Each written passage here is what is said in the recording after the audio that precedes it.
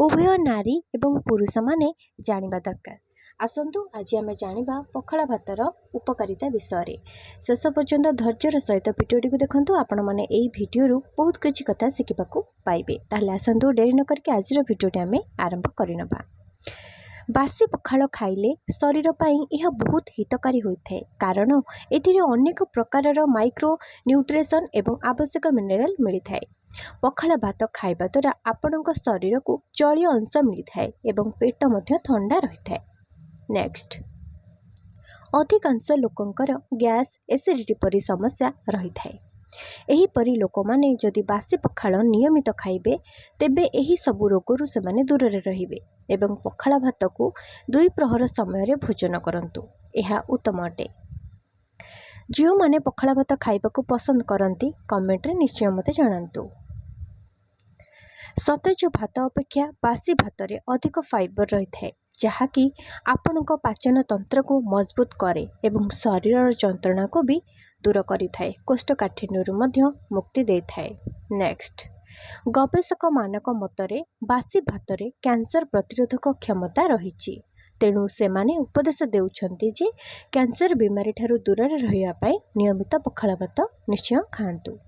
हाँ, शेष पर्यंत भिडियोटी को निहाती देखिए, कारण समस्त तथ्य जानीपारे कौ समय पखाला भात खाइबा कथा नुहे एवं पखाला भात खाइबा द्वारा कौन सब क्षति होता है सेटा मध्य आपण माने वीडियो रे जानिबे। नेक्स्ट, आपण जानिले आश्चर्य हेबे जे मधुमेह रोगी माने उषुना भातर पखाल खाइबा द्वारा मधुमेह नियंत्रण रे रहिथाय। नेक्स्ट, केश एवं स्किन पाई पखाला भात अधिक फायदाकारी होइथाय। पखाला भात खाइले चुटी स्मूथ रहिथाय एवं प्राकृतिक शाइनिंग भी करिथाय। नेक्स्ट, केशरे पखाला भात को पेस्ट करी लगेइबा द्वारा चुटी रे चमक आसीबा सहित चुटी शीघ्र बढ़ी जाइथाय। नेक्स्ट, पखाला भात खाइले इम्यूनिटी बूस्ट होइथाय एवं खाद्य को हजम करिबार शक्ति भी रहिथाय। नेक्स्ट, पेट गरम थिले निश्चय पखाला भात खांतु, यह द्वारा पेट ठंडा रहिथाय। आउ किछि जरूरी कथा जानिबा आसंतु। पखाला भात खाइले मनीष मोटा होई न थाए। समस्त कहि थांती पखाला भात खाइले मनीष मोटा हो जाए, बरं पखाला भात खाइले मनीष स्लिम बा पतला बा सुस्थ रही थाए। किंतु पखाला खाइकी शोईकी रहिले सांगे सांगे पखाला खाइकी जदि शोई पड़े तेबे मनीष मोटा होता है। एमती तो नॉर्मल आपण मैंने जानिथिबे खाइकी शोइले शरीर चर्बी बढ़े, तो जदि पखाला खाइकी शोई जिवे तेबे शरीर रे चर्बी बढ़ी थाए, मनीष मोटा देखा जाए।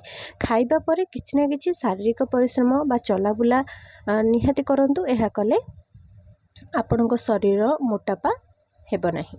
नेक्स्ट, 2 ରୁ 3 दिन अथवा अधिक खटा पखाल खांतु नहीं। अधिक खटा थिबा पखाल 3 ରୁ 4 दिन रखेकी किंबा 2 ରୁ 3 दिन अधिक खटा थिबा पखाल खाइले यह देह पई अधिक क्षतिकारक होइथाय। अधिक दिन खटा पखाल खाइले स्वास्थ्य उपर खराब प्रभाव भी बढ़ी थाए। सेतिबे ए सब ध्यान देबा निहाती जरूरी। एवं पखाला भात को सकाळु न खाइकी 2 प्रहर समय रे भोजन करंतु। छोट पिला मानकु सकाळ समय रे पखाला खाइबा को दियंतु नाही, एहा द्वारा पिला मानकर शरीर रे ठंडा होई पारे। निहाती एहा ध्यान देबा उचित। ओडिशार ट्रेडिशनल फूड हेउची पखाला भात। ओडिया लोक माने पखाला सहित साग भजा, आलू बाइगण भरता, विभिन्न पनिपरिबार भजा, बड़ी चूरा इत्यादि खाइबा को अधिक पसंद करिथांती। तेणु वर्तमान तो खरा दिन आसीगलानी, निहाती समस्त पखाला भातर मजा नियंतु एवं सुस्थ रुहंतु। शेष पर्यंत भिडियोटी देखिथिबारु हृदयरु समस्त को बहुत बहुत धन्यवाद। भिडियोटी केपरि लागला मते कमेंट रे निश्चय जणांतु।